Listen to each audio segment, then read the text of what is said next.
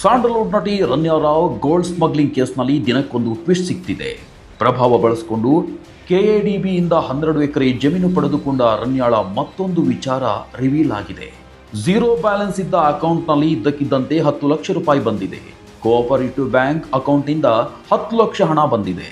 ಕೆನರಾ ಬ್ಯಾಂಕ್ನ ಅಕೌಂಟ್ಗೆ ಹಣ ಕೇವಲ 2 ದಿನಗಳಲ್ಲಿ 10 ಲಕ್ಷ ಹಣ ಸಂದಾಯವಾಗಿದೆ.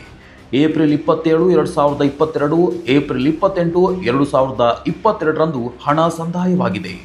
ಓಂಕಾರ ಕೋಆಪರೇಟಿವ್ ಬ್ಯಾಂಕ್ನಿಂದ ಹಣ ಸಂದಾಯವಾಗಿರುವ ಮಾಹಿತಿ ಲಭ್ಯವಾಗಿದೆ.